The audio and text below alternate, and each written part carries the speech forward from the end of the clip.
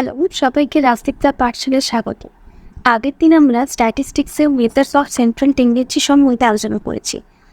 আজ আমরা আরেকটা মেথড মেজার্স অফ ডিসপারশন সম্বন্ধে আলোচনা করব। তাহলে আগে দেখে নিই ডিসপারশন মানে কি। ডিসপারশন মানে হলো বাংলায় বিস্তার বা বিচ্যুতি। আমরা এখানে একটা ডেটা সেটের প্রত্যেকটা ভ্যালু সেন্ট্রাল টেন্ডেন্সি থেকে মেনলি আমরা এখানে মিন থেকে দেখব কতটা ছড়িয়ে আছে বা একে অপরের থেকে কতটা বিস্তার করে আছে তা দেখব। আর এখানে ডিসপারশনের ডেফিনিশনটা লেখা আছে। তাহলে কতটা ছড়িয়ে আছে এটা আমরা নেক্সট এক্সাম্পলস নিয়ে দেখব। এই দুটো এক্সাম্পলস আমরা নিয়েছি। যেমন এক্সাম্পলে আমরা দুটো ডেটা সেট নিয়েছি, তারপর এখানে দুটো ডেটা সেটের মিন বের করা হচ্ছে। এখানে দেখা যাচ্ছে যে দুটো ডেটা সেটেরই মিন সেম 88। এরপর এই মিন থেকে এই দুটো ডেটা সেটের ডিফারেন্সটা আমরা দেখব। এই ফার্স্ট ডেটা সেটটা 88 থেকে 85 মানে হচ্ছে 3, 88 থেকে 87 ডিফারেন্স 1। তাহলে প্রত্যেকটা ভ্যালুজই খুব কম ডিসপার্সড, মানে কোনটা 3, কোনটা 2, কোনটা 1। কিন্তু সেট বি এর ক্ষেত্রে ফার্স্টের টাইম 88 থেকে 78, তারপরে 8, এরকম ডিসপারশনটা অনেক বেশি। তাহলে সেট বিটা অনেক বেশি ছড়িয়ে আছে, অনেক বেশি ডিসপার্সড। তাহলে সেট বিটা তাই লেস স্টেবল, আর সেট এটা মোর স্টেবল।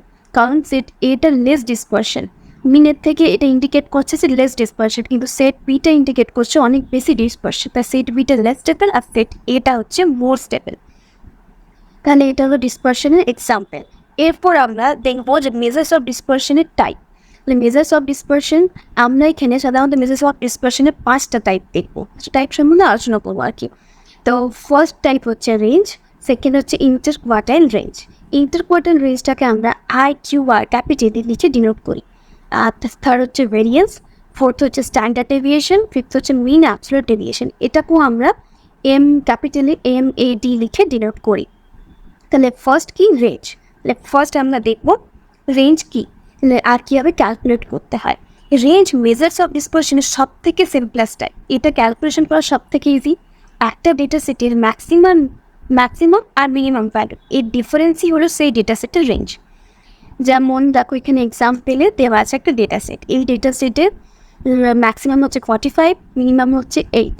তাহলে রেঞ্জ হচ্ছে কত 37। আমরা রেঞ্জটা সাধারণত এভরিডে লাইফেও ইউজ করে থাকি। যেমন ধরো তুমি বাজার গেলে বা বাজার যাচ্ছ, তখন সবজি বাজার গেলে আর তোমার বাবা তোমাকে বলে দিল যে এই সবজিগুলো কিনতে হবে আর 100 টাকা ধরিয়ে দিল, বললো এই 100 টাকার মধ্যে তো এই সবজি বাজারগুলো হয়ে যাবে।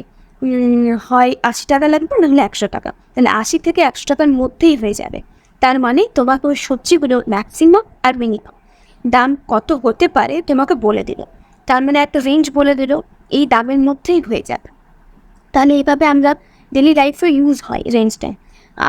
আবার কোনো ফ্যাক্টরিতে কোনো প্রোডাক্টের কোয়ালিটি মেজার করার জন্য রেঞ্জ ইউজ করা হয়। তাহলে আমরা ফার্স্ট টাইপ রেঞ্জটা দেখলাম। এরপর নেক্সট কী ছিল ইন্টার কোয়ার্টাইল রেঞ্জ।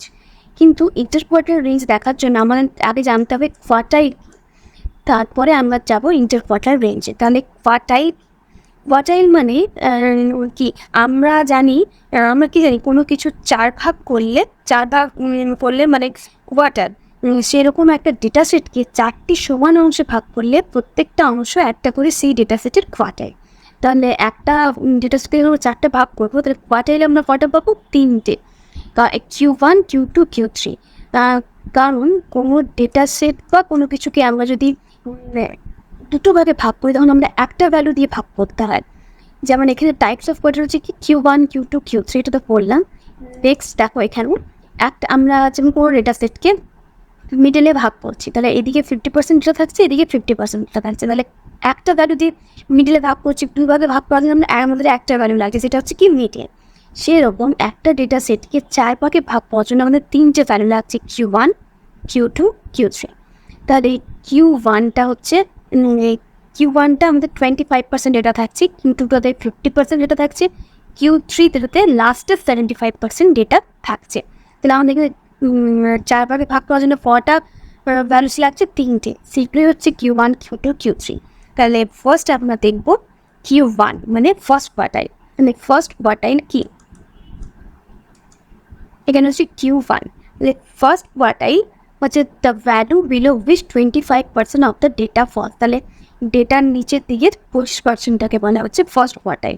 তাহলে ফার্স্ট কোয়ার্টাইল বের করার ফর্মুলা কি না Q1 equals to value at n+1/4 position. তাহলে এখানে এনটা কি, এনটা হচ্ছে যে ডেটা সেটে কটা ডেটা পয়েন্টস আছে। এখানে আমরা যেটা এক্সাম্পল নিয়েছি সেই ডেটা সেটে পয়েন্টস আছে 5টা, তার মানে n ইকুয়ালস টু হচ্ছে 5। তাহলে নাম্বার অফ ডেটা পয়েন্টস হচ্ছে কটা না 5টা। তাহলে Q1 আমরা কী বার করবো, মানে n এর জায়গায় এখন 5, 5 + 1/6, 6/4 হচ্ছে 1.5। তাহলে এখানে যদি একটা ভ্যালু কিছু বেরোতো 2, 3, তাহলে সেই পয়েন্ট পজিশনে যেটা থাকতো সেটা হতো, কিন্তু 1.5 বেরিয়েছে।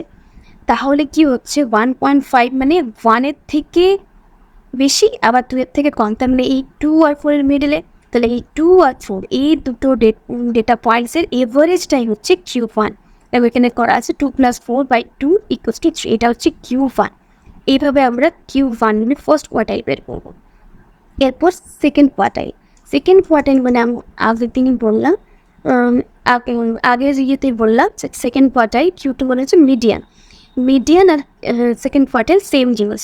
তাহলে মিডিয়ানের ক্ষেত্রে আমরা যেমন অড ইভেন দুটো বার করেছিলাম, অড আর ইভেনের নাম্বার জন্য দুটো বার করেছিলাম, এখানের ক্ষেত্রেও তাই।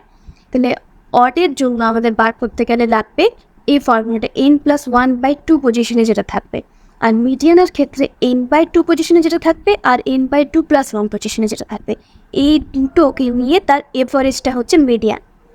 তাহলে এই এক্সাম্পলটা দেখো, এক্সাম্পলটা দেখে বুঝতে পারবো ফার্স্ট ডেটা সেটে কী আছে 2, 4, 6, 8, 10।